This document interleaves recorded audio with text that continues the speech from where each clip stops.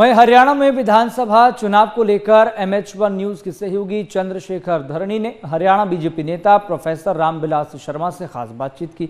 रामविलास शर्मा ने कहा कि केंद्रीय गृह मंत्री अमित शाह ने ओबीसी वर्ग के बड़े नेता नायब सिंह सैनी के नेतृत्व में तीसरी बार हरियाणा में बीजेपी सरकार बनाने का संकल्प कार्यकर्ताओं को दिया है।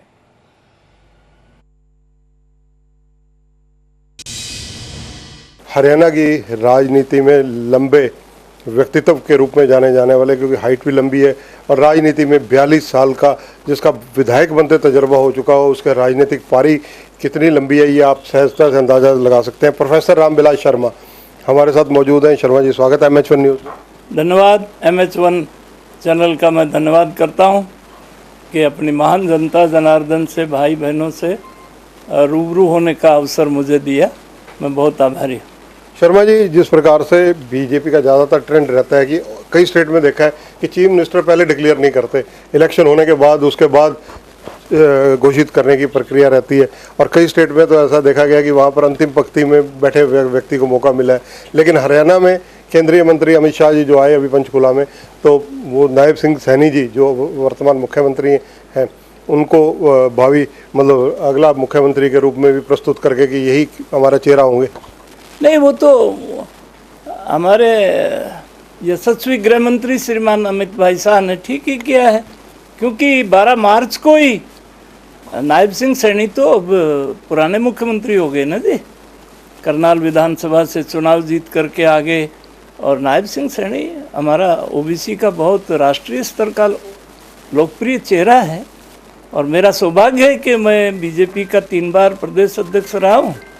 तो नायब सैनी ने अनेक जिम्मेदारियों पर बड़ी सफलता से भूमिका निभाई है, मंडल अध्यक्ष के नाते, युवा मोर्चा के अध्यक्ष के नाते और विधायक के नाते। तो नायब सैनी अगले हमारे मुख्यमंत्री होंगे। इस बार भारत के गृह मंत्री जी ने 2 बातें हमारे शनिवार को जो पंचकुला में कार्यक्रम हुआ उसमें सबको एक संदेश दिया, कांग्रेस को भी दिया, हरियाणा की 36 बिरादरी को भी दिया और बीजेपी के कार्यकर्ताओं को भी दिया कि भाई नायब सैनी ही अगला मुख्यमंत्री है। इसी के नेतृत्व में 24 का विधानसभा का चुनाव हम लड़ेंगे।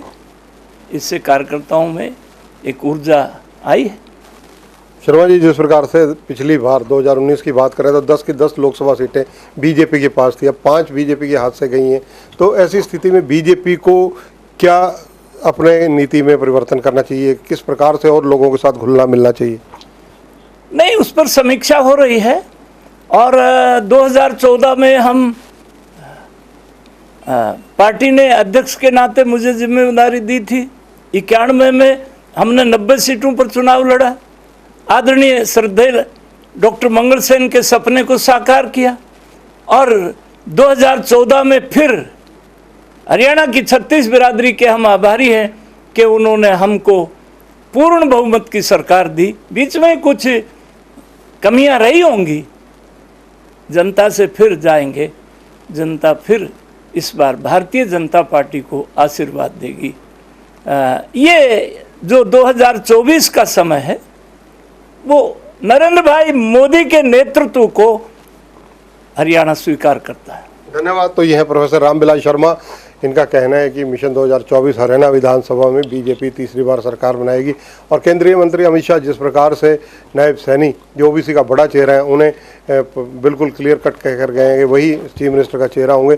ये बहुत बड़ी बीजेपी की एक तरह से कहा जाए संकेत है। और सबसे बड़ी अहम बात, रामविलास शर्मा उन नेताओं में से हैं जिन्होंने राजनीति के घटनाक्रम को, घटना चक्कर को 4 दशक से अधिक बदलते हुए देखा है। कैमरामैन जितेंद्र हंस के साथ चंद्रशेखर धरणी, MH1 न्यूज़, चंडीगढ़।